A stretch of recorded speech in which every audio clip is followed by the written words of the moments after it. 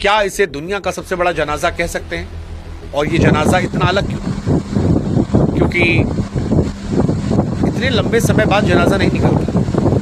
फरवरी की घटना है, आज हम और आप जून में आ चुके हैं।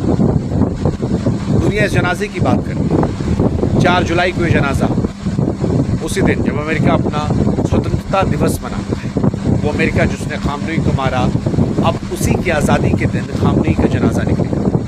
जिससे आप इत्तेफाक कहें, विडंबना या जानबूझकर किया गया प्लान। इस्लामी परंपरा के अनुसार आमतौर पर शव को 1 या 2 दिन में दफनाया जाता है, लेकिन खामनेई का जनाजा महीनों तक टाला गया। अब ये जनाजा अमेरिका के इंडिपेंडेंस डे के दिन रखा गया है।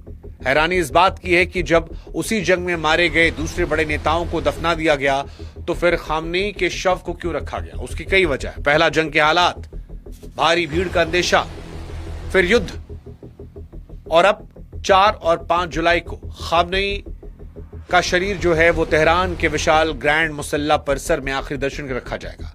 6 जुलाई को तेहरान में जुलूस, 7 को धार्मिक शहर कुंभ में समारोह, और फिर सबसे खास इराक की सरहद पार नजफ और करबला की पवित्र दरगाहों में भी प्रार्थनाएं होंगी। यानी ये सिर्फ ईरान का जनाजा नहीं होगा, बल्कि पूरे शिया जगत का सरहदों के पार फैला एक आयोजन है। और फिर 9 जुलाई को मशहद में इमाम रजा की दरगाह में उन्हें दफनाया जाएगा।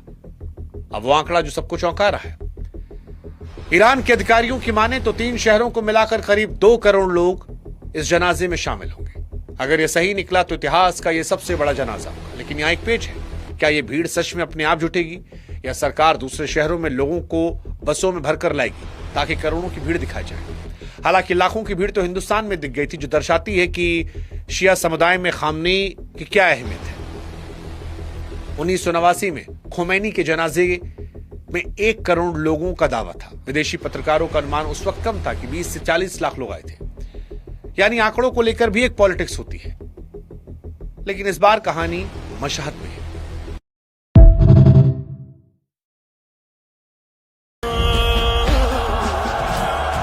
सलाम कुशवारी सलाम मजर सलाम